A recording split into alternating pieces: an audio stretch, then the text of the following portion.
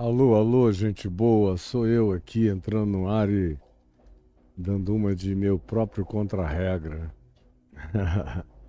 Porque para mim aqui estava fora de nível, deixa eu ver, melhorou ali. Tudo bem? Tudo bom? Com todo mundo, com a graça de Deus, é uma alegria enorme estar com você aqui agora. Vá chamando todo mundo, quem for entrando, vá se filiando à devida plataforma. Você que vem aqui para o YouTube, onde aparece tudo, onde tem gerador de caracteres, tem QR Code, tem informações, tem os anúncios, tem tudo é nessa plataforma fundamental que a gente usa, como se fosse um programa de TV. Já as outras transmissões, como no Instagram ou no TikTok, são apenas lives. E não dá para ver nessas outras plataformas tudo aquilo que se vê no YouTube.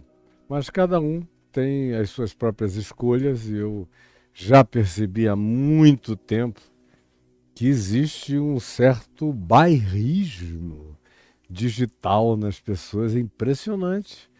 Tem gente que para mudar de uma plataforma para outra é só um endereço, mas parece que tem que atravessar o Oceano Pacífico. A nado, tamanho é o esforço. É chocante o que eu observo nesses aspectos e dimensões culturais dos dogmas da digitalidade.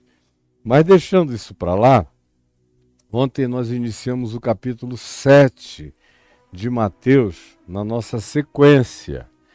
E eu li aqui para vocês e explanei o básico, que é não julgueis para que não sejais julgados, causa e efeito bem simples, como se fosse a lei da gravidade ou qualquer outra dinâmica, como a própria categoria de sincronicidade, conforme a psicologia, especialmente junguiana, que nada mais é do que também o traduzir em termos em linguagem científico-psicológica aquilo que a Bíblia, desde o Velho Testamento, fala abundantemente. E que essas coisas voltam como bumerangues. Então não julgueis para que não sejais julgados, pois com o critério, e o critério é o que eu uso para julgar a você, para julgar o outro, esse mesmo critério será usado para que eu seja julgado. Por isso, não importa o quanto você saiba ou deixe de saber, o que importa é como você procede. Eu tenho dito nas nossas reuniões lá no caminho, aqui no meu portal caifab.net, no curso dos últimos 50 anos, que o Evangelho, para mim, todo dia isso fica cada vez mais claro. Que o Evangelho não é acerca do que, é de como a gente vive, vê e pratica. Isso é o Evangelho, não é o discurso, não é a oralidade, não é o verbo. É o verbo encarnado. E isso faz uma diferença total. Isso tira o parâmetro dos gregos, de Tales de Mileto, 2500 anos antes de Cristo, e traz o parâmetro para a encarnação em Belém da Judéia. Traz a vivência para o crescimento do Verbo encarnado em Nazaré. Mostra a dimensão missional do Verbo encarnado, começando em Cafarnaum e daí por todos os lugares, do testemunho, da gestualidade, dos ensinos, dos exemplos de Jesus, conforme infinitamente repetidos por mim.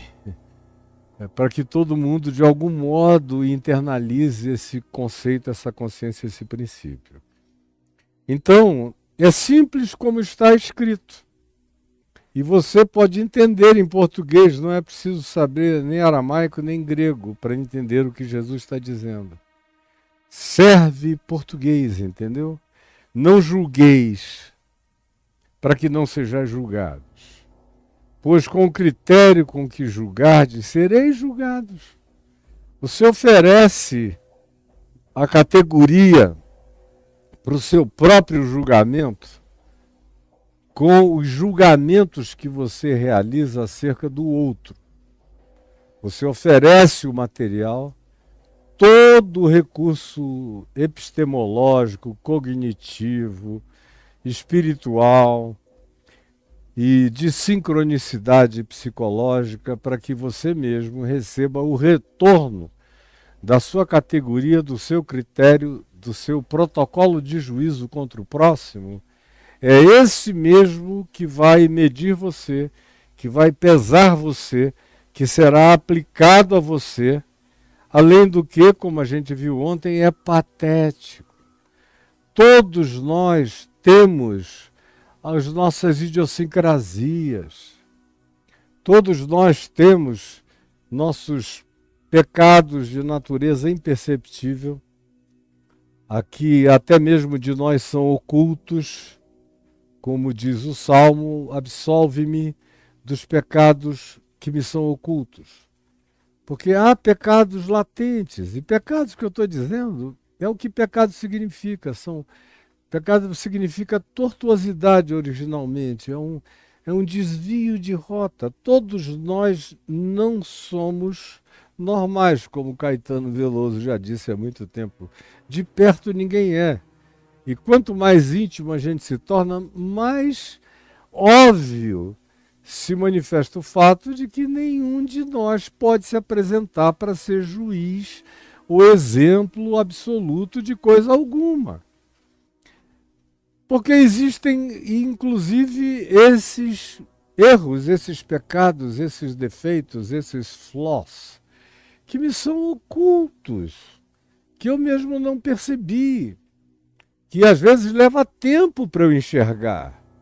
Mas eu posso, pelo menos, à luz da revelação que já me foi dada pela palavra, pela iluminação da minha consciência, mesmo não tendo tido ainda a maturação para fazer a viagem inteira da graça de auscultamento de mim mesmo, de discernimento de mim mesmo, que não é uma coisa que acontece da noite para o dia, vai tomando a vida inteira, é um trabalho dioturno, incessante, esse da gente renovar a nossa mente e de nos transformarmos por essa renovação, por essa consciência, por essa aquisição de autoconhecimento. Isso é um processo.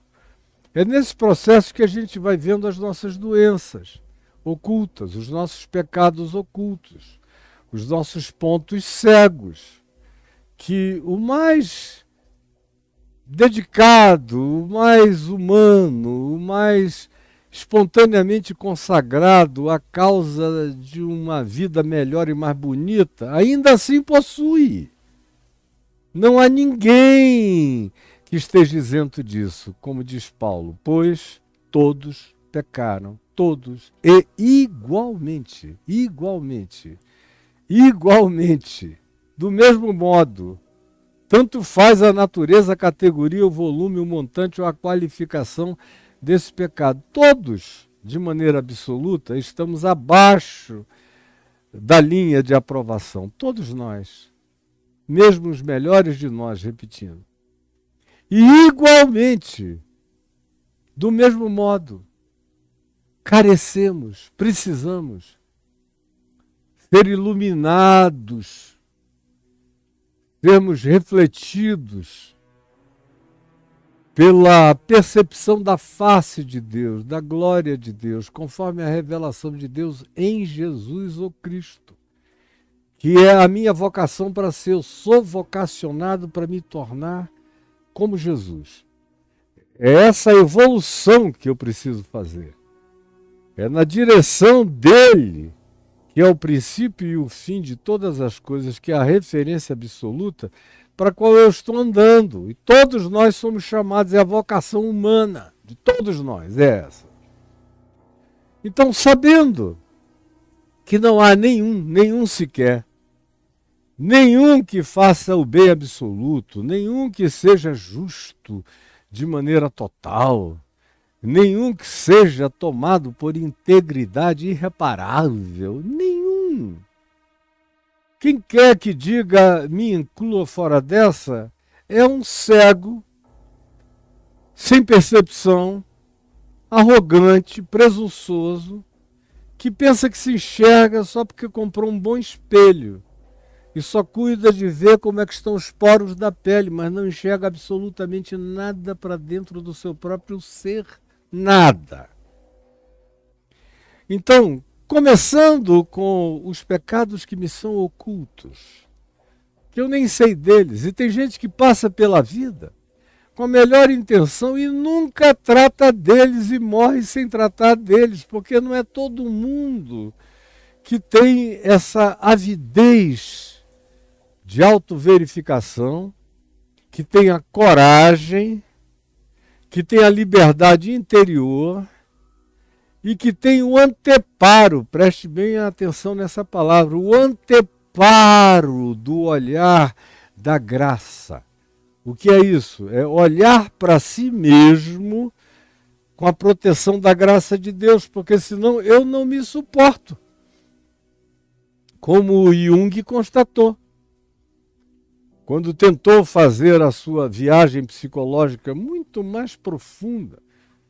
Freud foi um cara dedicado à fenomenologia psicológica e psicanalítica e cultural, examinando vidas de outros. E Jung fez o mesmo, mas chegou uma hora em que ele descobriu que a principal matéria-prima para qualquer psicologia que pudesse ser desenvolvida não era o outro, como figura a ser anatomizada psicologicamente, a ser exumada, a ser aberta, a ser, de fato, objeto de uma biópsia. Porque, de fato, o que precisamos fazer é autópsia. Quando a gente ouve a palavra autópsia sendo aplicada ao outro, ela é a equivocada, porque significaria, do ponto de vista etimológico, que o autopsiado, que na maioria das vezes ou sempre está morto, estaria se abrindo e se vendo, se enxergando, se conhecendo. É autopsia. Não é o caso. Ele já não se enxerga porque morreu. É alguém vidente, com a ciência necessária para o conhecimento, que o abre todo, que o compreende. É uma biopsia. Ela é um conhecimento da estrutura de vida orgânica e anatômica daquele indivíduo, para se concluir do que ele morreu, ou de como ele estava, enfim, todas as coisas que incluem um pacotão de uma biópsia. Agora, embora a gente use na maioria das vezes a palavra autópsia, ela é equivocadamente usada, porque a autópsia é aquilo que eu preciso aprender a fazer em mim mesmo. Que, como eu dizia, foi o que o Jung, depois da maturidade na vida, passou a praticar. Mais do que a psicologia, a psicanálise, a psia, a autopsia do indivíduo ou verificação dele, ele passou a ver que o maior laboratório para o seu conhecimento da natureza humana era ele próprio. E aí ele mergulhou naquele mundo de descoberta pessoal e teve anos e anos e anos e anos de crise aguda psicoexistencial que o levou à beira da loucura inúmeras vezes, como ele mesmo declara, a gente lê nos inúmeros trabalhos dele. Até que ele passou a se enxergar com graça. Que ele passou a se enxergar com graça. significa favor imerecido. Passou a se enxergar com os olhos de Deus para ele, com a misericórdia de Deus examinando a ele, atribuída a ele, imputada a ele, que era um recurso de consciência espiritual que ele possuía, e Freud não. Ele tinha sido filho de um pastor, com todos os problemas da revolta dele com o cristianismo, mas Jung aprendeu o suficiente sobre graça para, depois de um tempo, depois das crises, depois das revoltas, depois de tudo, olhar-se a partir da graça, se autopsiar a partir do olhar da graça, se enxergando. Foi só aí que ele encontrou a suportabilidade da possibilidade do autoexame. Como Paulo diz, cada um examine-se a si mesmo. É uma palavra usada, que era usada nos dias de Paulo na Grécia, para avaliar a qualidade de algum material, especialmente uma moeda de ouro, ou de prata, ou de bronze, ou de qualquer outra natureza, eles jogavam. E de acordo com o barulho, eles sabiam a densidade e a qualidade. E a isso eles usavam uma expressão grega que designava o que foi traduzido por examinar-se. O examinar era o exame. Deixa bater contra a realidade. Deixa bater contra a realidade para verificar a densidade do que existe de fato como valor, no caso monetário daquela moeda, e em qualquer outro caso, no caso de ser o homem examinando-se a si mesmo, a mulher examinando-se a si mesmo, é o embate com a verdade, com a realidade, é o que faz a gente perceber a qualidade ou a densidade do que exista porventura em nós. Por isso, examine-se o homem e a mulher a si mesmo, é um mandamento. Esse autoexame. E eu só começo a enxergar os pecados que me são ocultos quando eu tenho coragem de me enxergar na graça. Aí eu vou vendo a quantidade enorme de fímbrias, de filigranas, de sutilezas ocultas no meu ser, no meu melhor processo de pensamento, ou no que eu acho ser minha melhor virtude. Quando eu a peso na balança, eu vejo como ela é cheia de jaça, como ela é cheia de joio, como ela precisa ser joeirada, limpada, levada ao cadinho, ser exposta ao fogo, para ser limpa das suas impurezas. O fogo da consciência, o fogo da verdade, o fogo da realidade, o fogo dessa crescente autopercepção, o fogo da revelação, o fogo da frustração, da autopercepção acerca do fato de que nós mesmos não somos aqueles que damos as notas para nós próprios. De fato, nenhum de nós é aquele que se autoaprova. Aquele que se autoaprova é o hipócrita, cego, infeliz e nu. Agora, se eu não quero ser assim, eu me abro para ele, que me vê, ante quem eu sou um flagrante, e você também. Então, eu vou encontrando as minhas sombras, os meus ocultamentos, os meus esconderijos, vou descobrindo a montanha dos meus juízos, dos meus preconceitos guardados aqui dentro de mim, dissimuladamente ocultos com as máscaras da minha piedade, ou da minha civilidade, ou do que quer que eu eleja para ser o tapume, ou mascaramento, a fantasia da minha apresentação, da minha, primeiro, inicialmente, autoapresentação.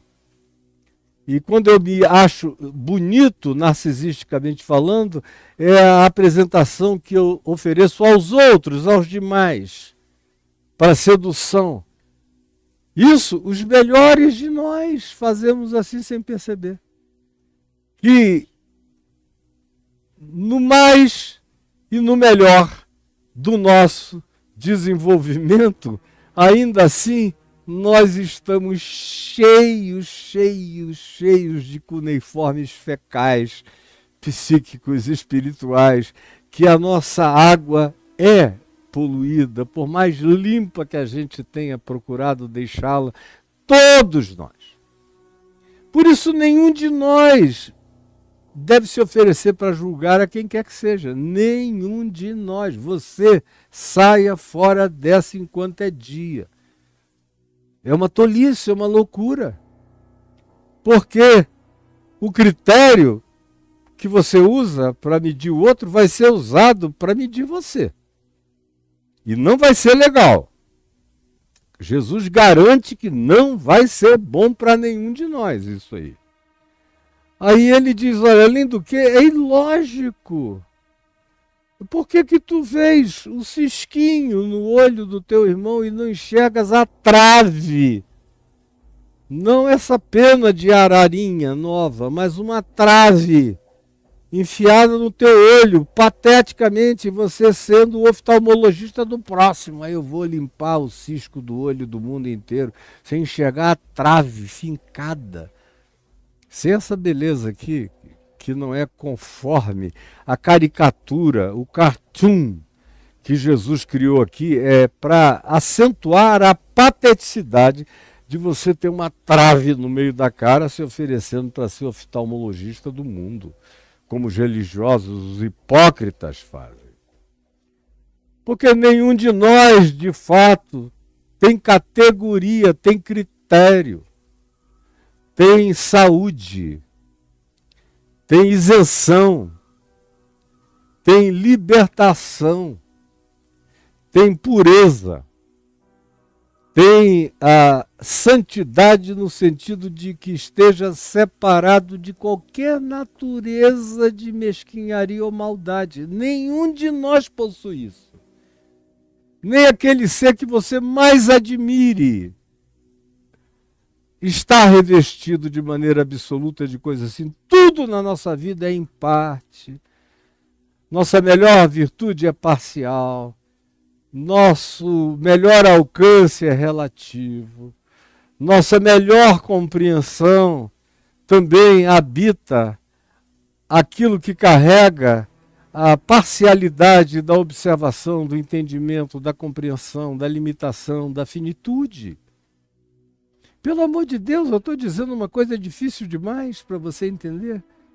Esse é o argumento de Jesus, dizendo, olha, por causa disso não entre nessa. Porque isso volta para você. Você estabelece o critério, a medida, e nessa medida e por ela você será medido, medida, sem apelação. Não é necessário que você diga, eu não estudei o suficiente as leis de Hammurabi, as leis de Moisés, as leis dos egípcios, que tinham algumas legislações muito boas, e as leis dos índios Hopis, as leis de quem quer que seja, ou da nossa Constituição de 88, que é uma boa carta magna.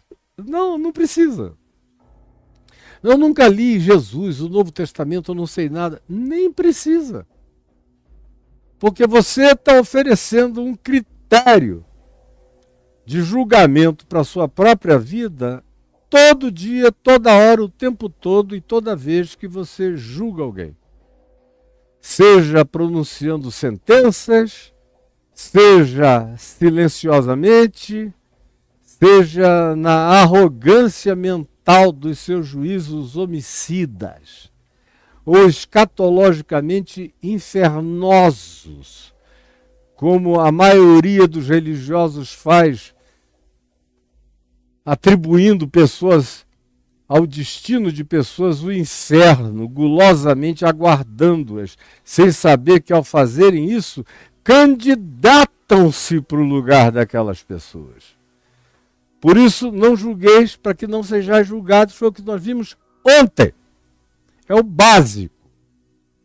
E eu concluí dizendo que nada para Jesus era mais sério do que usar a palavra hipócrita em relação ao que quer que seja. E em relação a julgar os outros, ele conclui com esse hipócrita. Tira primeiro a trave enfiada no teu olho e depois tu vais ver melhor, com mais clareza, o cisco no olho do teu irmão. Quem sabe tu vais até poder ajudá-lo. Mas primeiro olha para ti mesmo. Eu falei um pouco disso. Hoje, eu quero continuar um pouco mais, quero que você preste atenção, porque nós jamais esgotaríamos um tema como esse, jamais. Eu vou ter que uma hora parar aqui, por razões de brevidade mesmo, e porque não é a proposta dessas exposições de Mateus entrarmos em nada extremamente acurado, aprofundado e cheio de minuciosidades. Isso aí seria um projeto de natureza acadêmica. O meu aqui é absolutamente existencial. Você vê que eu não tenho um papel anotado, não tenho nada, está saindo aqui na hora da minha mente, do meu coração. E uma das coisas, continuando esse tema, que mais foram me impressionando a mim mesmo no curso da minha vida, acerca dos meus juízos, porque, como eu disse ontem, eu cresci no meio de um mundo muito diferente do mundo da maioria dos religiosos cristãos, ou de religiosos de qualquer natureza. Eu tive um certo privilégio de ser protegido por uma boa família, mas que me dava liberdade e não me apresentava preconceitos, especialmente meu pai, jamais, em relação a selecionar os meus amigos. Minha avó materna, crente, era uma montanha de preconceitos ambulantes. A minha avó católica, diferentemente dessa avó que eu estou mencionando, que era presbiteriana, eu todo dia quase tinha que ouvir aquela heresia da minha avó presbiteriana dizendo que a minha avó católica ia para o inferno, só porque era católica, a bichinha. E porque todo dia às 6 da tarde ela ia até o oratório dela para fazer as preces dela. E como ela tinha sido uma mulher apaixonada pelo meu avô, João Fábio, o que ela fazia? Ela também orava em sufrágio da alma do meu avô. E a avó presbiteriana dizia, ela se ajoelha na frente daquelas estátuas, acende aquela vela, vai direto para o inferno. Vai direto para o inferno. Calma, Caio. Vai direto para o inferno. Vai direto para o inferno. Eu ouvi aquilo. E era um horror, eu tinha vergonha dela. Eu morria de vergonha dela. E, por outro lado, para o meu pai não existia nada disso. A bênção de que ele era humano e um agnóstico, que não defendia doutrina religiosa de nenhuma natureza, mas sim o melhor do que fosse humano, era o que ele propunha na vida, me deixava ter toda sorte de amigos, os amigos encerotados, os amigos desdentados, os amigos cheirosinhos, os amigos bem vestidos, os amigos riquinhos, tanto quanto aqueles que viviam à beira da cacimba, dos igarapés, nas baixadas de Manaus, que eram equivalentes às favelas nas montanhas do Rio. E eu tinha muito mais amizade nas baixadas, na favela ao contrário de Manaus na minha infância, do que entre os riquinhos, que eram para mim meio pernósticos, cansativos. E foram esses meus amigos de fora que tiraram de dentro de mim uma quantidade enorme de preconceitos, porque eu aprendi a gostar deles, feios, sujos, desdentados, mal lavados, vestindo às vezes a mesma roupa 2 semanas. A camisa do cara já cheirava de longe. Eu fui me acostumando a sentir aquela nhaca de suor. Eu toda hora pegava roupas minhas, camisas minhas, coisas assim, e dava para eles. Cara, você está com a mesma roupa já há muito tempo, deixa eu te dar uma camisa minha aqui, usa. Ah, não preciso não. A maioria deles nem queria nada meu, porque eu era o riquinho do grupo, mas que não me tratava assim, não tratava os outros desse modo, nem como pobres, nem os ricos como ricos, todo mundo do mesmo modo. Então foi um grande privilégio. Logo depois, na puberdade, eu já fui ficando amigo de um monte de gente de cabeça diferente. Por exemplo, o Ricardo Boechat e a família dele.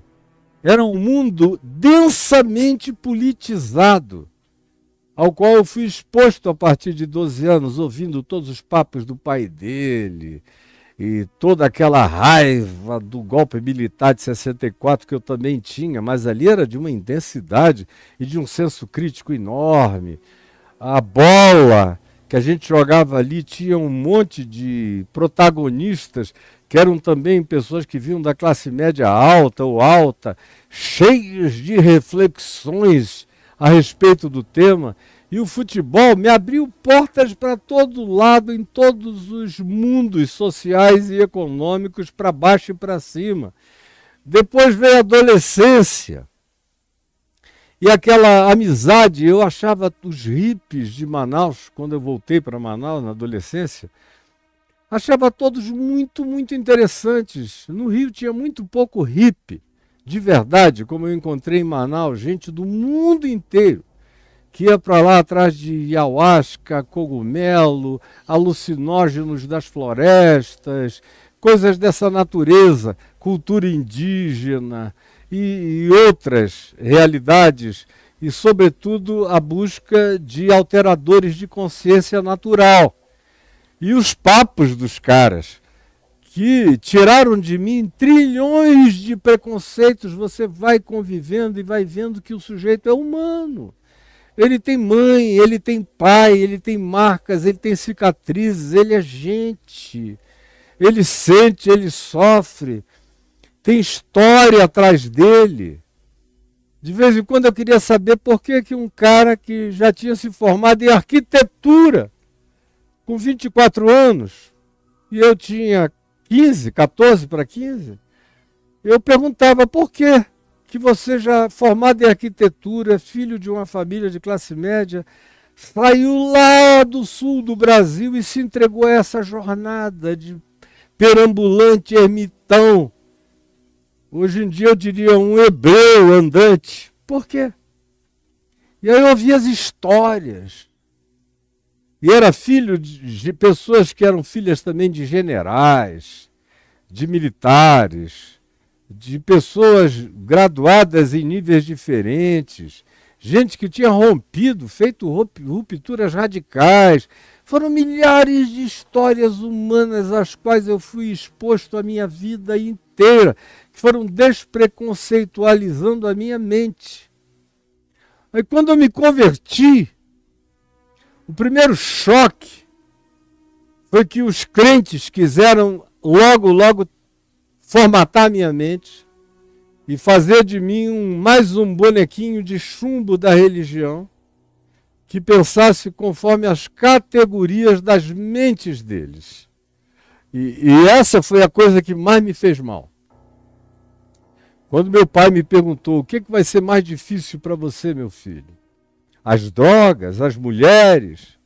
Eu falei: mulher, droga, nem pensar, nem conte com as drogas, porque eu tiro de letra, batido, como tirei, elas nunca tiveram essa importância visceral para mim. Eu era um usuário dioturno, mas muito mais por causa das minhas buscas existenciais, muito mais como anestésico existencial, mas não como uma necessidade fissurada em mim.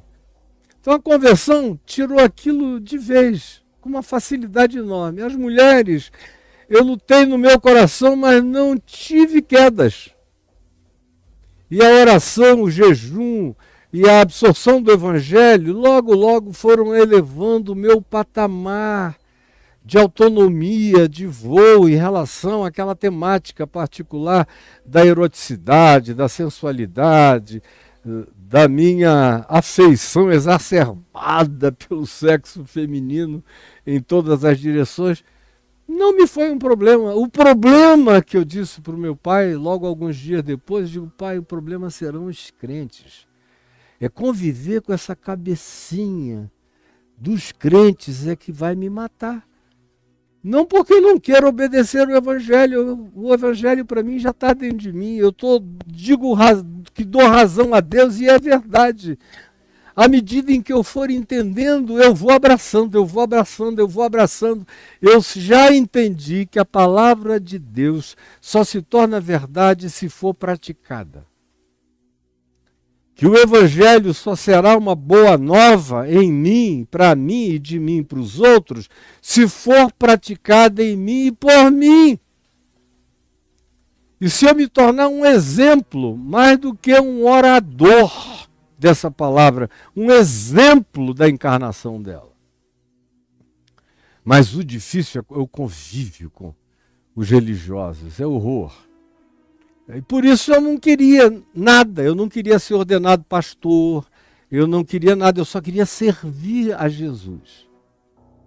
Fazer parte de uma comunidade de fé, mas pregando de fora para dentro.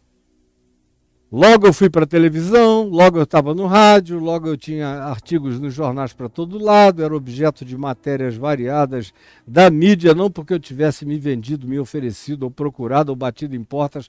As coisas vieram a mim como sempre vieram no curso da minha vida.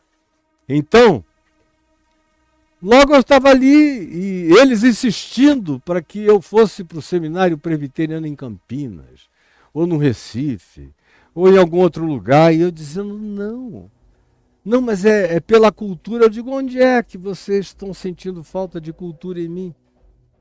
Eu sabia que eu já lia mais do que a maioria daqueles caras que leram num períodozinho de 4 anos, muito pouca coisa, só o obrigatório. E eu lia com uma avidez compulsiva.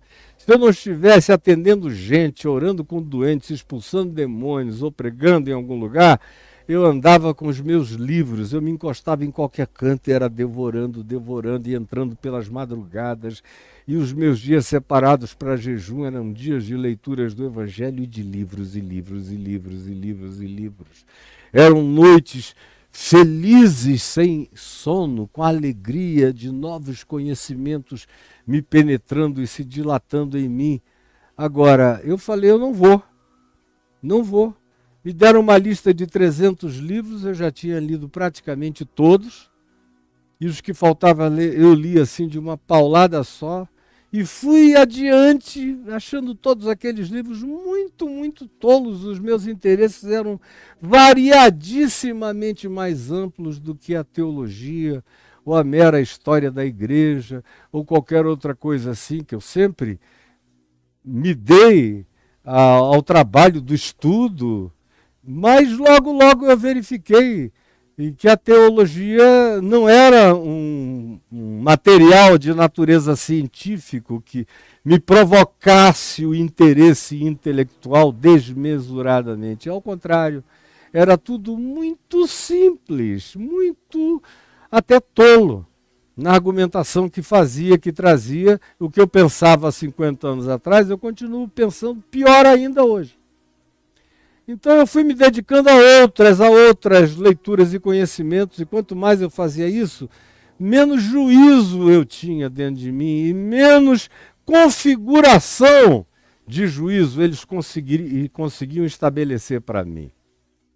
Isso foi uma grande ajuda, uma grande salvação. Eu nunca tive que lidar com aquelas questões religiosas, do pode isso ou não pode aquilo, do julgar a pessoa por causa do que ela estava comendo, ou do que ela estivesse bebendo, ou achar que porque ela gostava de beber um uísque ou tomar uma cerveja ou qualquer outra bebida, junto com aquele material líquido, estava entrando nele algum demônio, alguma coisa do gênero. Não, nunca tive esse problema, graças a Deus, jamais tive.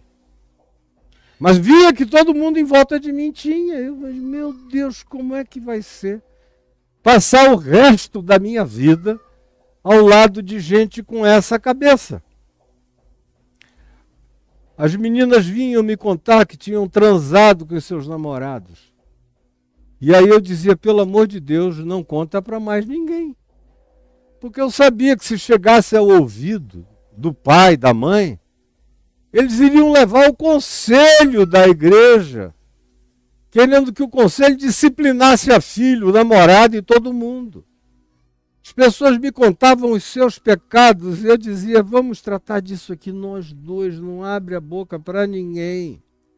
Isso desde o início, porque eu sabia que o juízo que adivinha dos corpos religiosos, dos grupos religiosos, era inapelável, era de natureza escatológica, perversa. E aí depois, logo depois, 1 ano e meio, 2 anos no máximo depois da minha conversão, eu estava sendo procurado por pastores da cidade inteira de Manaus, me contando os seus deslizes, suas derrapadas, suas puladas de cerca, um monte de coisa. Eu era só um jovem de 19 para 20 anos, ouvindo aqueles senhores me contando aquilo tudo, os seus dilemas infantis, de gente que nunca tinha vivido, que foi criada no aquário, dentro de uma bolha, protegidos daquilo que desde 5, 6 anos de idade já me era coisa conhecida. Com 10 anos eu já era idoso perto deles. E eles estavam agora aos 40 anos descobrindo coisas que eles não queriam admitir que os habitavam, por causa da bolha religiosa dentro da qual tinham sido criados. Então eu fui ficando cada vez mais convicto de que uma das melhores coisas que eu faria pela minha mente era limpá-la da religiosidade, porque o subproduto imediato da religiosidade é a produção da hipocrisia como juízo caricato. Você, com uma trave no olho, querendo tirar o cisquinho do olho do seu irmão. É um meme perverso, feio e absolutamente desprezível. E é o que Jesus cria, esse meme patético, para ver se alguém se enxerga. Mas eu estou dizendo isso porque durante um bom tempo eu me senti uma pessoa praticamente sem preconceitos. Preconceito racial, meu Deus. Isso aí eu já nasci sem. Não existia na minha casa. De nenhuma natureza, já desde os dias do meu bisavô, a cultura familiar era essa. Não foi o evangelho, como eu já disse várias vezes, que me ensinou isso. A cultura dos meus avós já era essa. Índio, o indígena autóctone da Amazônia, era reverenciado da minha família. Assim como o negro, ou de qualquer outra raça, ou de qualquer outra etnia, ou de qualquer outra expressão de vida, todo mundo respeitado. Eu cresci dentro de uma família que tinha consciência do Evangelho, sem religiosidade, infinitamente maior do que eu jamais encontrei em igreja alguma. E até o dia de hoje eu prefiro o juízo dos que sobraram na minha família, dos meus primos extensivos, que são muitos, do que o de todas as igrejas. Eles são muito mais humanos e mantiveram-se no evangelho familiar que aprenderam, como cultura e modo de ser, muito mais arraigadamente do que os que estão me ouvindo aqui conseguem tomar de decisão favorável contra não julgarem os outros. Pois bem, na realidade, já foi muito depois na minha vida, aí por volta de 94, 95, eu já era presidente da Associação Evangélica Brasileira desde o início dos anos 90, desde 91, e que vendo tanto gangsterianismo, tanta bandidagem de liderança pastoral, tanto roubo, até sequestros, até ameaças de morte para todo lado, e morte, efetivamente. Adultério, traição é brincadeira. Tudo isso aí eu nem mais incluía. Agora eu estava vendo que os caras eram capazes de matar, de lavar dinheiro para o tráfico de drogas, para todo lado. Já faziam isso no início dos anos 90. E eu comecei a ver que eles faziam mesmo. Começaram a querer me cooptar para dentro daquela sujeira. Isso no início dos anos 90. Imagine hoje como é que a coisa está. Absurdamente maior, e naquele tempo não tinha milícia. Atualmente, meu Deus, a coisa passou de todos os limites e de todas as possíveis referências. Aí quando eu me dei de cara com aquilo ali, tem que eu notar, surgiu um sentimento de juízo no meu coração.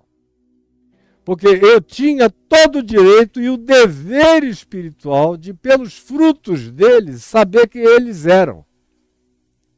Tinha o direito de me afastar deles, porque eles eram recalcitrantes, inarrependíveis, irregeneráveis, inconversíveis, cínicos, falando de Deus o nome de Deus o dia inteiro, mas eram ateus de coração, de fato e de verdade.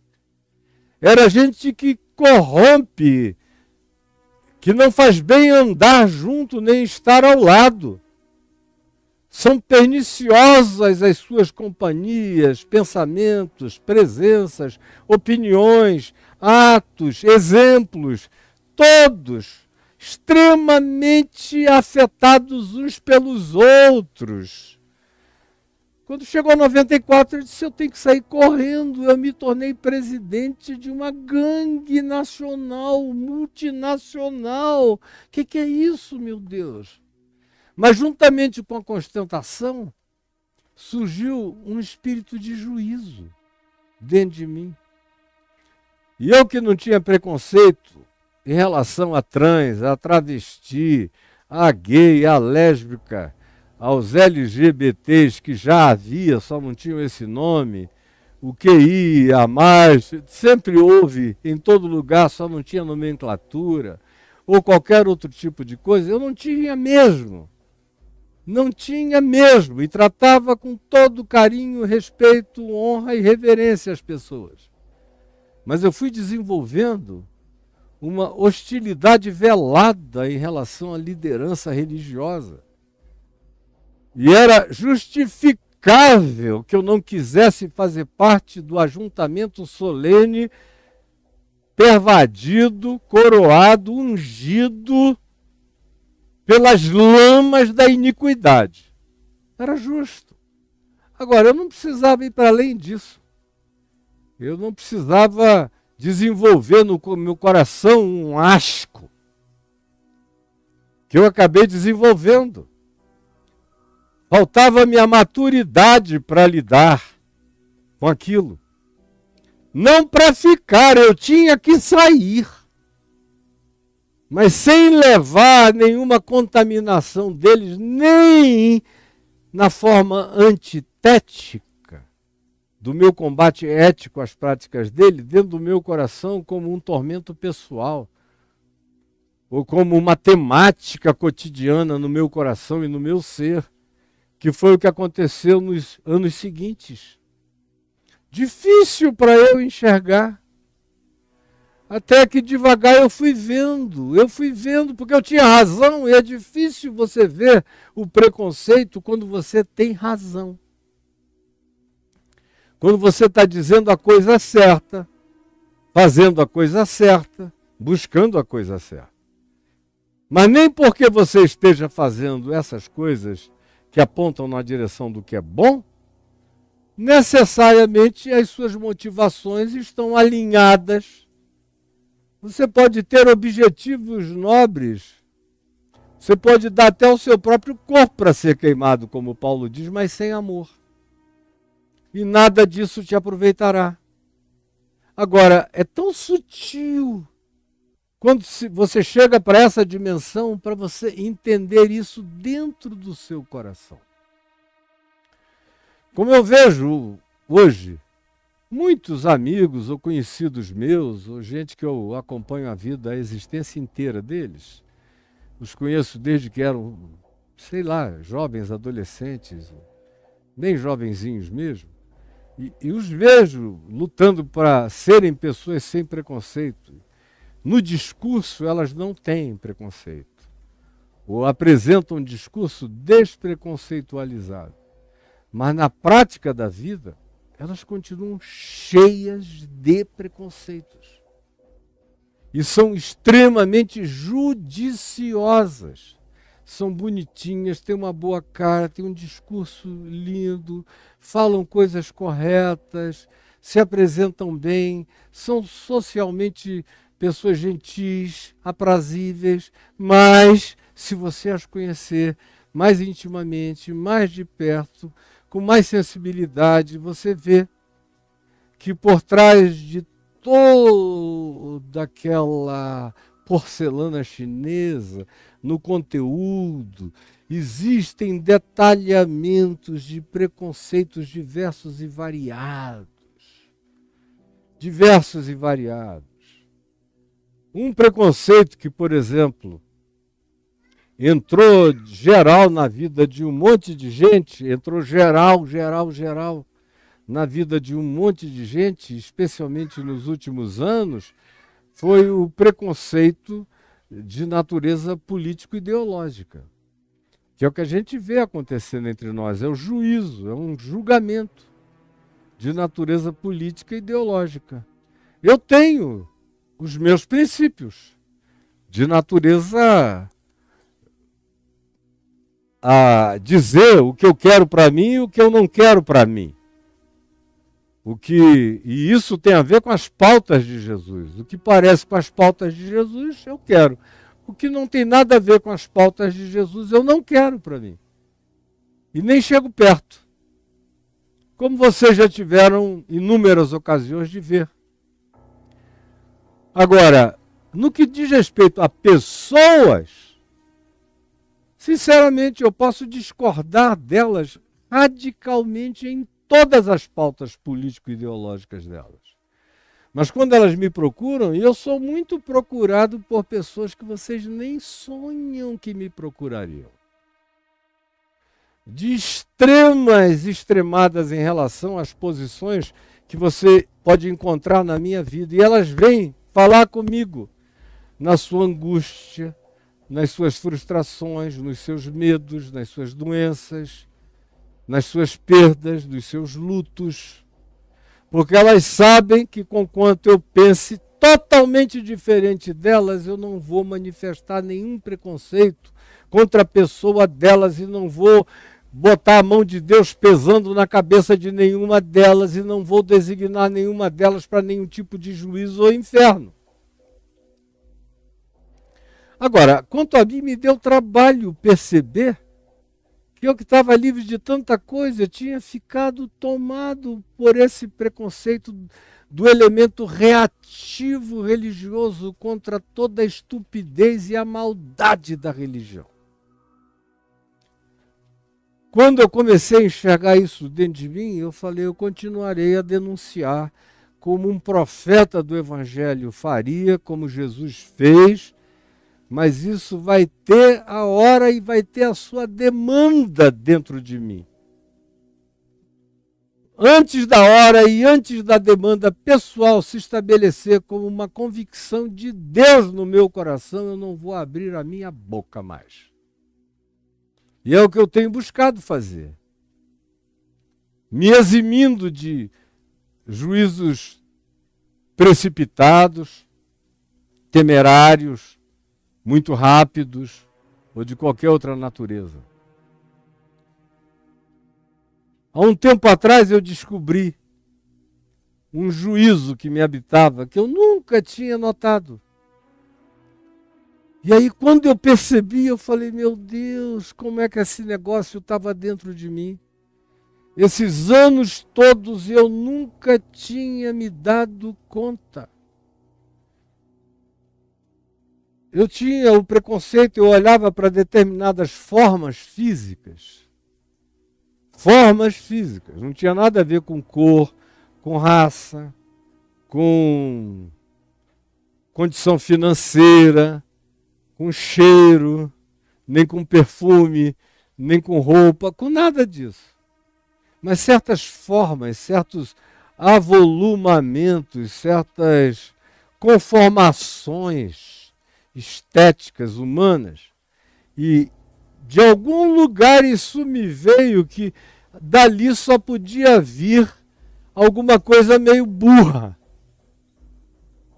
Meio burra.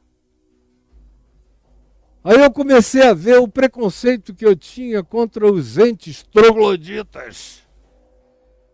Aquele cara que já vem com aquele pescoço mais grosso que uma coxa bem malhada. E que o pescoço é mais largo do que a cabeça. A testa é curta. O peito é enorme. As pernas não conseguem quase passar uma pela outra. E é tudo ali imenso e não tem nunca um prazo ou um limite. É sempre mais, até pela própria dedicação tão obsessiva aquilo, eu dizia, daí não pode vir nada inteligente. Só que eu não dizia isso com a minha boca. E eu nem dizia isso exatamente com os meus pensamentos, mas eu dizia isso nas minhas emoções, o que é tão sutil. Porque você olha para a sua mente e diz, não, com o cérebro eu não articulo isso. Com a língua eu não declaro isso. Mas por que que eu me sinto assim? É uma dimensão de preconceito que eu tive que constatar em mim, para tirar de mim, para limpar de mim, para purgar em mim. E todo dia eu olho em volta e vejo. E como, graças a Deus, eu já cresci enormemente em relação a essas coisas que antes eu não enxergava. Porque quando Jesus diz, não julgueis para que não sejais julgados, ele não está falando, como eu disse ontem, explicitamente, só daqueles juízos que carregam as categorias escatológicas, as categorias separatistas de apartheid, as categorias de supremacismo, das mais explícitas e nojentas que a gente possa conceber, e aquilo tudo que eu listei e que está gravado aí no YouTube, e eu falei no dia de ontem. Hoje eu estou falando das filigranas, em relação às quais esse mandamento incide também. Esse mandamento incide também. Tome cuidado, porque a gente é habitado por uma quantidade enorme de coisas feias. Por isso é que Jesus falou, e tem gente que mergulhou num profundo humanismo antropocêntrico, o que é uma coisa narcisística e tola. Quanto mais a gente conhece as dimensões cósmico-universais, transcósmicas, transversicas, transdimensionais e tudo isso, menos antropocêntricos nós deveríamos nos tornar. É feio ser antropocêntrico, é nojento até a gente pensar que tudo existe apenas por causa de nós, sem sabermos e vermos que a humanidade passou, a maior parte da humanidade, bilhões de seres humanos que nos precederam no espaço-tempo e no curso das civilizações da história humana, desde tempos primevos e pré-diluvianos, passaram por aqui sem conhecerem peixes que eu conheço hoje em dia, por causa do National Geographic, por causa da Discovery, por causa das pesquisas científicas, por causa dos documentários e das novas tecnologias. E aí eu digo, poxa, isso está aí há bilhões de anos sem ninguém saber, por causa de Deus. O meu antropocentrismo foi enfiado em algum buraco escuso, cujo nome não precisa ser mencionado. Não precisa ser mencionado. Mas tudo que eu não tenho mais na minha vida é qualquer forma de antropocentrismo, porque isso não passa de um perverso narcisismo e de uma falta de autopercepção brutal, cega. Então a gente vai olhando em volta, e tanto mais quanto a vida e os olhos se dilatem, menos argumentos a gente deveria ter para justificar qualquer tipo de juízo que a gente possa fazer. Porque as coisas são infinitamente maiores, mais profundas, mais delicadas. E aí eu dizia, daqueles que por causa do seu antropocentrismo narcisístico, do seu humanismo narcisista, autocentrado, ficam escandalizados com Jesus. E eu já vi muita gente escandalizada com Jesus quando ele disse: ora, vós que sois maus, sabeis dar boas dádivas aos vossos filhos, quanto mais o vosso Pai Celeste não dará boas coisas àqueles que lhe o pedirem?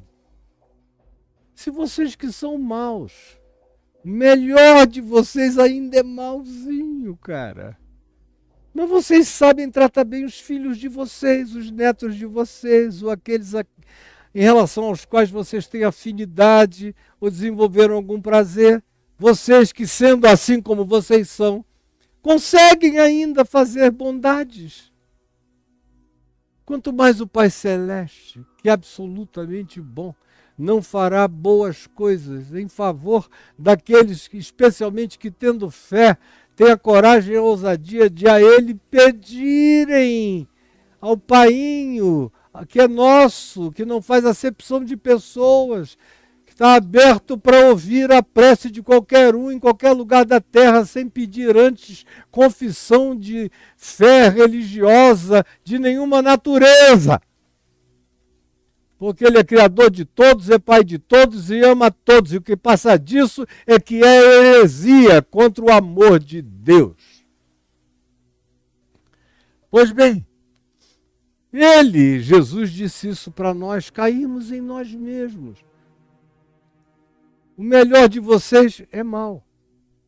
O melhor de vocês tem esse potencial de juízo.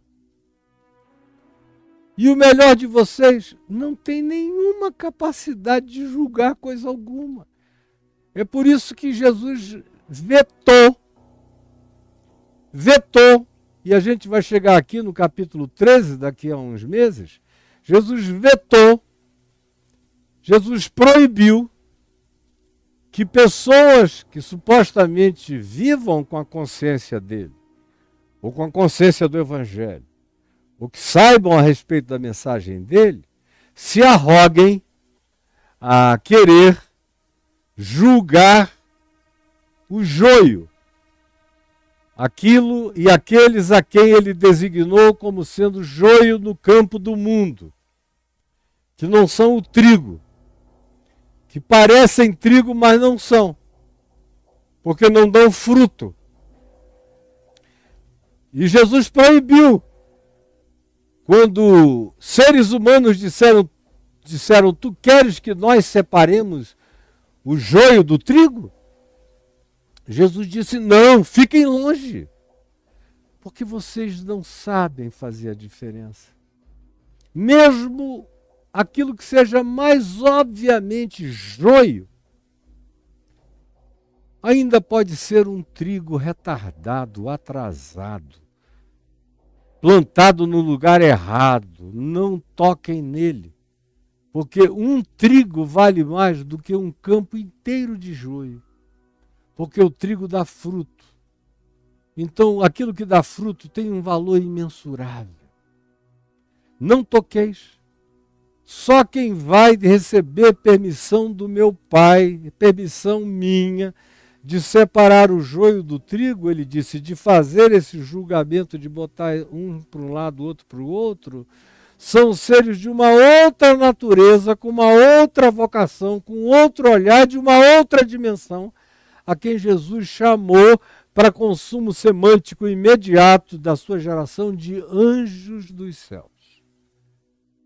Os anjos dos céus farão isso.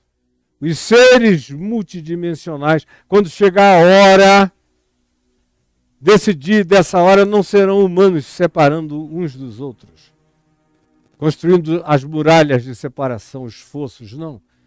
Serão seres de outra dimensão que vão fazer essa separação sob o mandato de Cristo Jesus.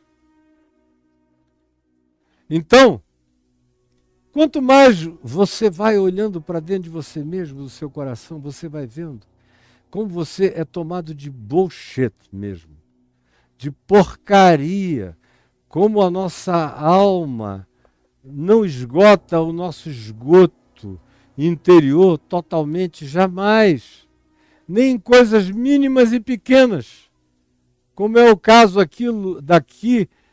do que a gente vê, por exemplo, nos dilemas de Paulo com os julgamentos que ele recebia. Paulo foi provavelmente o apóstolo mais julgado pela igreja de Jerusalém.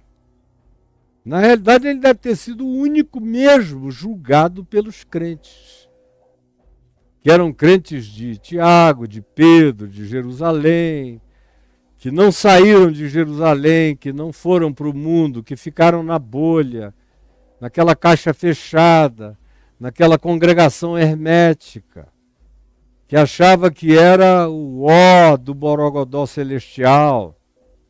E quando aquele cara, que antes era perseguidor da igreja, se converte, e ao invés de ir para Jerusalém, fazer caramuru para Tiago, para Pedro, para qualquer outro que o tivesse precedido, ao contrário disso, se retira sozinho para jejuar e orar nos desertos da Arábia, e que só foi introduzido na comunidade cristã já em Antioquia pelo seu primo Barnabé, e dali para frente o convívio dele foi quase sempre com a cultura greco-romana.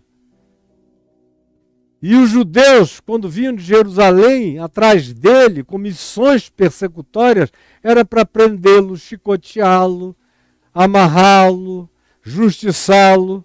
Ou os crentes judaizados, que são esses que querem servir tanto a Jesus quanto a Moisés, tanto ao Velho Testamento inteiro, quanto ao Evangelho de Cristo Jesus, como se essa conciliação fosse possível, que são os chamados judaizantes, viviam perturbando Paulo. Paulo foi morto no fim das contas, não por causa dos romanos, mas por causa da perseguição dos judaizantes e por causa da omissão da igreja de Jerusalém, que quando ele foi preso, por cuja prisão ele acabou, depois de alguns anos, em decapitação em Roma, não disse nada. Fez silêncio absoluto, não levantou a voz em seu favor. A mesma coisa ele diz escrevendo em 2 Timóteo, já agora no ambiente greco-romano. Ele diz, quando eu fui a um julgamento, a um dado julgamento, pelas mesmas causas, pelos mesmos motivos acusatórios levantados pelos judaizantes de Jerusalém, que deflagrou o processo inteiro, que, como eu já disse, culminou anos depois da morte dele, ele diz, no meu primeiro julgamento ninguém apareceu em meu favor, e a igreja estava lá, ó, calada, frouxa. Isso gera no coração do indivíduo sentimentos estranhos. Se você não tomar cuidado, você começa a julgá-los mesmo. E é lícito dizer que eles são covardes, que eles são amedrontados, ou que eles têm medo de perdas pessoais. É lícito eu ter a minha própria opinião pela falta de frutuosidade, de compromisso, de intrepidez, de enraizamento na fé, de ousadia no crer. A gente logo começa a ver com quem dá para contar e com quem não dá para contar. Que é aquele tipo de irmão e irmã muito bonitinhos, limpinhos, queridinhos, cheirosinhos, mas que são do tipo que quando você os deixa e se despede deles, você quase que os ouve dizerem, não precisando de nada, disponha, meu amado. Não precisando de mim, eu estou aqui, meu querido. Não precisando de coisa alguma, você tem um cheque em branco na minha mão. É mais ou menos essa política que você vê e que praticaram com Paulo. Por isso ele não conseguiu jamais voltar e ficar e viver em Jerusalém e participar daquela comunhão que para ele foi se tornando pútrida, adoecida. E ele tem que lidar com essas coisinhas aqui de dieta de judeu que não iam pregar o evangelho aos pagãos, aos gentios. Paulo ia, pregava. Depois que as pessoas estavam convertidas ao evangelho, lá chegava aquela legião, aquele batalhão de gente com a Torá na mão, pregando Moisés, as leis, os sábados, as obediências, os postulados messiânicos judaicos, e que queriam transformar os pagãos greco-romanos, que agora tinham se transformado em cristãos, apenas vinculados a Jesus e ao Evangelho de Jesus e aos princípios do Evangelho de Jesus, queriam transformar essas pessoas, tirá-las da simplicidade original delas e levá-las para se tornarem prosélitos do judaísmo, carregando um verniz de Cristo que já não era evangelho e jamais seria, porque já tinha perdido o âmago e a essência do que Jesus significa na vida e no coração de um ser humano. Era por essa razão que Paulo era perseguido, muito parecido com o que acontece comigo, todo dia, pelas mesmas razões. Aí ele teve que passar boa parte da vida dele, ao invés de se concentrar nas coisas mais importantes, mais excelentes, que ele já tinha discernido do reino de Deus, do mundo espiritual, respondendo idiotices. Ou dizendo, como ele diz aqui em Romanos 14, acolhei aquele que é débil na fé, não porém para discutir opiniões. Um crê que tudo pode comer.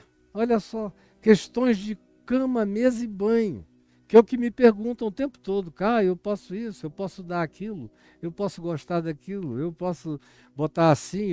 Meu Deus! Ai, um crê que tudo pode comer, mas o débil diz que só pode comer legumes. Se ele comer outra coisa, ele vai pecar contra Deus, porque a consciência dele ficou condicionada a esse tipo de dieta e de regime. Isso nada tem a ver com o reino de Deus, mas só com o treinamento do condicionamento dele, só isso. Aí Paulo diz, quem come, não despreze ao que não come.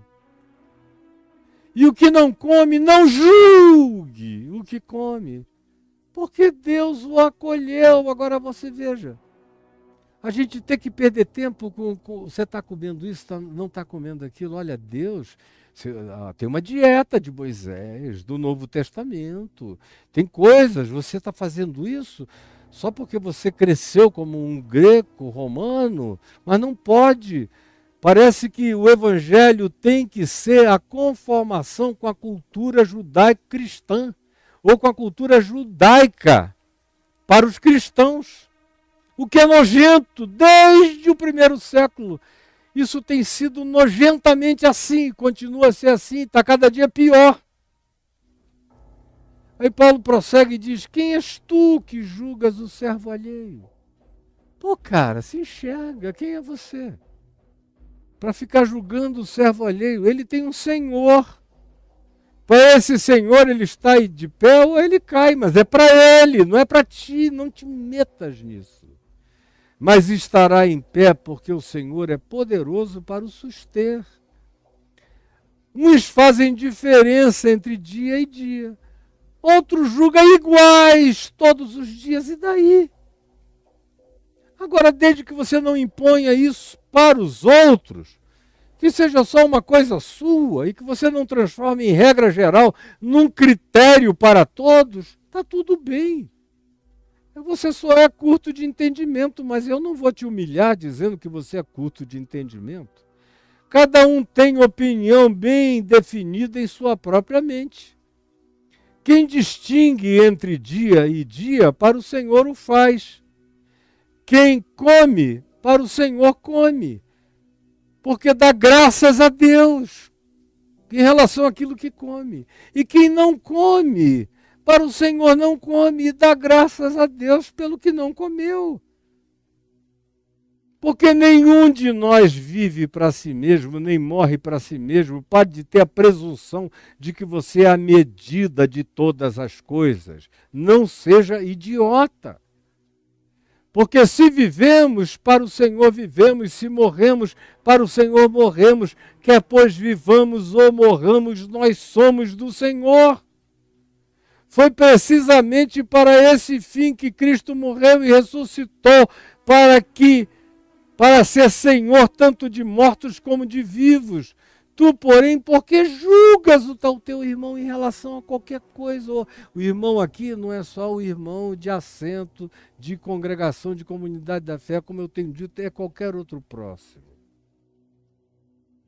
Mas particularmente nesse ambiente aqui de Romanos, Paulo está falando com uma congregação de fé. Por que vocês, que tem uma diversidade que a gente vê aqui no capítulo 16 de Romanos, enorme. Tem gente do coração da África até a Ásia, e até o extremo da Europa, e todo o norte da África aqui, presentes nessa congregação, para a qual Paulo mandou essa carta aos romanos. Então por que tu julgas o teu irmão? E tu, por que desprezas o teu irmão? Me responda isso. Por que tu julgas? Por que tu julgas? Ou por que tu desprezas o teu irmão? Como está escrito, por minha vida, diz o Senhor, diante de mim se dobrará todo joelho, e toda língua dará louvores a Deus. Assim, pois, cada um de nós dará contas de si mesmo a Deus. Foi o que eu disse, que Paulo falou a Timóteo. E eu disse ontem, cuida primeiro de ti mesmo. Cuida de ti mesmo, porque cada um dará conta de si mesmo diante de Deus. Não nos julguemos mais uns aos outros, pelo contrário, tomai o propósito, a determinação de não pôr de tropeço nem escândalo para ninguém. E aí teria uma infinidade de outras coisas a serem ditas, mas não é o caso nem aqui, nem é o caso exatamente agora, porque eu terei que parar. Eu já estou falando há 1h30 praticamente, mas amanhã eu continuo com você. Eu só quero orar. E Jesus, eu te peço que essa palavra tão singela, que eu falei com a simplicidade com a qual eu falaria com os meus netos, explicando com a tranquilidade, com a calma, com a despretensão, com a qual eu converso à volta da minha mesa. É nesse espírito que eu estou conversando com aqueles que desejem aprender o significado do Evangelho, da Boa Nova, que nos foi dada para ser vivida, para ser praticada, para ser encarnada, para ser provada. Porque a gente só usufrui esse benefício quando a gente pratica todo dia esse Evangelho. Aí ele dá fruto. Aí ele produz a abundância excelente a partir da vida da gente. Por favor, Permite que ninguém aqui esteja perdendo tempo ouvindo as verdades mais preciosas disponibilizadas aos humanos, jamais. E ao mesmo tempo, fazendo ouvidos mocos, oferecendo um coração empedernido e um espírito blindado, em cujo ser nada penetra. Por favor, salva-nos dos entupimentos dos nossos milhões de preconceitos. É o que eu te peço, que tu nos deis um coração ávido para fazermos autópsia, para abrirmos-nos a nós mesmos, a conhecermos-nos e examinarmos a nós mesmos e a entendermos quem somos, e ensina-nos a fazer essa viagem na graça, que é só como a gente consegue suportar a autopercepção verdadeira sem surtar. Ajuda-nos a entender isso, em nome de Jesus. Amém e amém.